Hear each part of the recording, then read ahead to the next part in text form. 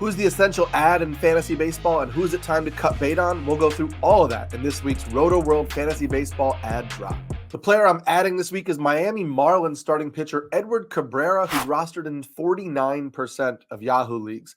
In my Sunday waiver wire column over at NBC Sports, I've been talking for the last 2 weeks about trying to stash Edward Cabrera, as it seemed like he was close to coming off the IL. He made his debut on Monday against the San Francisco Giants and allowed 1 run on 5 hits while striking out 10 batters and walking just 1, and that last part is crucial. Cabrera has elite raw stuff, but has had command issues in the past, and he was showing improved command in the spring before he went down with that shoulder injury, and it does look like that improved command was back on Monday. He had a 68% strike rate in that game. Even though he struggled to find the zone consistently with his fastball and changeup, what we saw was a clear improvement in his command from what we saw last year. He also had a ridiculous 41% whiff rate in that game, flashed a dominant changeup and curve, but his whole arsenal has so much life. I'm not sure the walk rate is totally behind him. This was just 1 start, but Monday showcased that Cabrera with better command could be a potential stud, so I'm trying to get him in any league possible right now.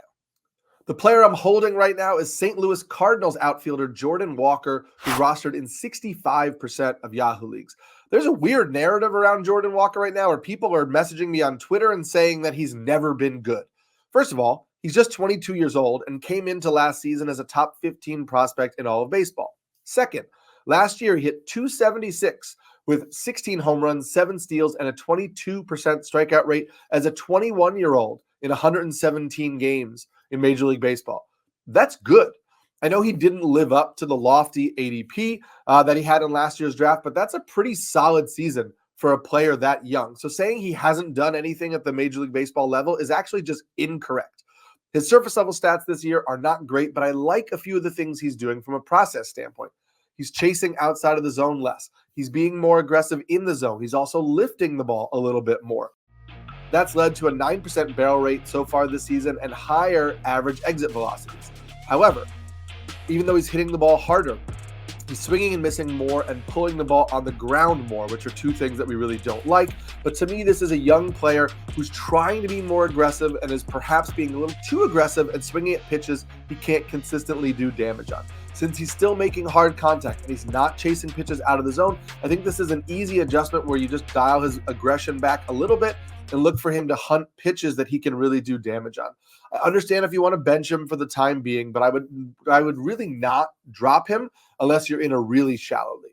My drop for this week is Cleveland Guardians pitcher Tristan McKenzie, who's still rostered in 63% of Yahoo leagues. I really wanted to believe in a bounce-back season for McKenzie, who was hurt last year, but through 3 starts, it just don't really see any signs of it. His fastball is down under 91 miles per hour. He's not missing any bats. He has just a 6% swinging strike rate.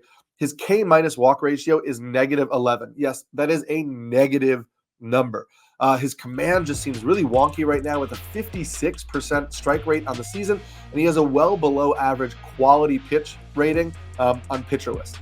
If he does get ahead of a hitter, he's struggling to put them away since none of those pitches are really missing any bats. He's always been a mediocre fastball pitcher who gets by with plus secondaries, but now the fastball is getting work and the secondaries just aren't crisp. This just doesn't seem like a pitcher who's fully healthy. I'm trying to cut bait wherever I can. If you wanted to hold on to him for the A's start this week, I fully understand that. And then maybe you could try to trade him if he has a good start. But this is not a situation that makes me feel really optimistic for the rest of the 2024 season. The player I'm stashing this week, for those of you who hung around this late in the video, is Houston Astros outfielder Joey Loperfido, who's rostered in just 6% of Yahoo leagues. What's there to say about Loperfido right now? The 25-year-old's hitting .333 with 10 home runs, 21 runs scored, 24 RBIs, and 2 steals across 14 games at AAA. Last season, he hit .278 with 25 homers and 27 steals across 3 minor league levels for the Astros, so this production doesn't come out of nowhere. However, Loperfido has taken his game to another level this year with a conscious change in his approach at the plate. He is becoming more patient. He's chasing less out of the strike zone. He's whiffing less overall, and he's really looking to hunt the pitches he does swing at. That has led to a higher strikeout rate since his patient approach is causing him to get behind in the counts, but he's hitting for more power. So that's part of the bargain here with Loperfido. In a conversation I had on Twitter with prospect writers, the comp for him was Jack Samulski or Edward Julian, guys who sometimes are overly patient and get themselves into bad counts, but are really strong hitters. And that is an approach that can be tweaked, trying to get him to be a little bit more aggressive in certain counts. However, it is working for him right now. I think the Astros are trying to do everything they can to get him into the lineup. He's started playing first base in AAA recently, with Jose Abreu struggling with the big league club. I think we could see Loperfido up in the next week or 2 weeks to see if his power can play at the big league level and maybe push Jose Abreu, who might be on his last legs here. I think that the power and speed that Loperfido brings makes him a player that I really want to be stashing in most formats if I have a deep enough bench. So to wrap up for today, my ad for the week is Miami Marlins starting pitcher Edward Cabrera. My hold is St. Louis Cardinals outfielder Jordan Walker. My drop is Cleveland Guardians starting pitcher Tristan McKenzie. And my stash is Houston Astros outfielder first baseman Joey Loperfido. I'll check you next week for more Rotoworld Fantasy Baseball ad drops.